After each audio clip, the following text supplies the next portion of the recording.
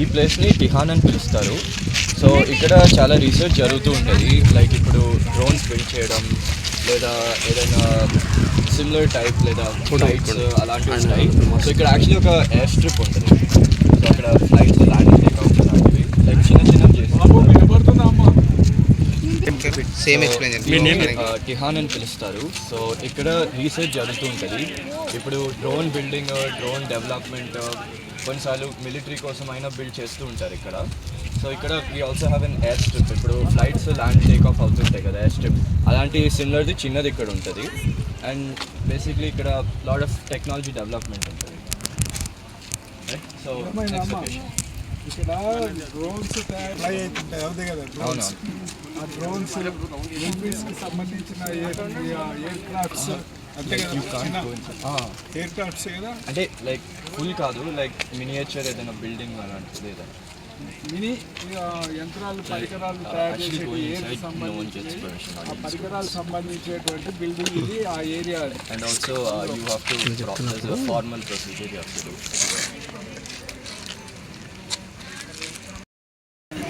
నా పేరు పి వైష్ణవి. నేను బోడబండ నుంచి వచ్చాను. నాకు ఐఐటి గురించి తెలుసుకున్నాక చాలా బాగుంది. ఐఐటి గురించి తెలుసుకున్నాక ఫుడ్ మొత్తం బాగుంది. నేను ఫ్యూచర్లో ఇక్కడికి వచ్చి చదువుకోవాలనుకుంటున్నాను. ఫ్యూచర్లో ఇక్కడే కోర్స్ తీసుకోవాలనుకుంటున్నాను. ఇంకొకటి ఇక్కడ ఐఐటి వాళ్ళు వచ్చినందుకు చాలా విషయాలు తెలుసుకోవాలింది. జేహెచ్ఎంసీ వాళ్ళ తరఫున మేము వచ్చాము. వాళ్ళ తరఫున ఇవన్నీ చూసి తెలుసుకుంటాం. ఇంకా పెద్ద క్యాంపస్ చూసాము. బుక్స్ అన్నీ బాగున్నాయి, లైబ్రరీస్ బాగానే ఉన్నాయి. అందరికీ నమస్కారం. నా పేరు సాయి పూర్ణ. నేను BTech third year electrical engineering IIT హైదరాబాద్లో చదువుతున్నాను.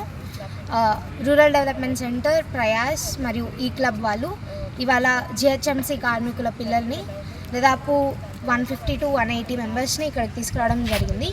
పిల్లలు 6th నుంచి 10th క్లాస్ వరకు ఉన్నారు. సో ఫస్ట్ వాళ్ళని ఐటిక్ ఇంక్యుబేటర్ సెంటర్కి తీసుకెళ్ళడం జరిగింది.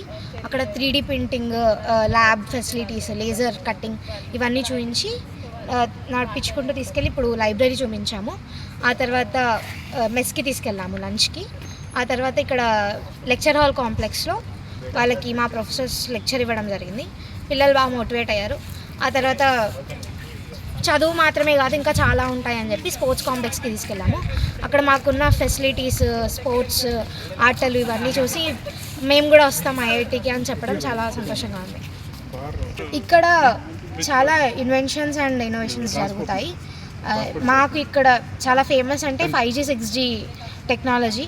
ఆల్మోస్ట్ ఒక 250 పేటెంట్స్ ఉన్నాయి ఈ దాని మీద. అండ్ డ్రైవర్లెస్ వెహికల్ మేము తయారు చేసింది ఐఐటి హైదరాబాద్ టిహాన్ వాళ్ళు. సో ఇంకా చూడదగింది అంటే ఫస్ట్ 3D ప్రింటింగ్ బ్రిడ్జ్ ఇక్కడ మా డిజైన్ డిపార్ట్మెంట్లో ఉంటుంది. సో కొన్ని చాలా సిగ్నిఫికెంట్ క్రియేషన్స్ అండ్ ఇన్వెన్షన్స్ ఇక్కడ ఉన్నాయి. పిల్లలకి దాదాపు మాకు పర్మిషన్స్ ఉన్నంత వరకు చూపించి వాళ్ళని మోటివేట్ చేయాలనుకుంటున్నాం.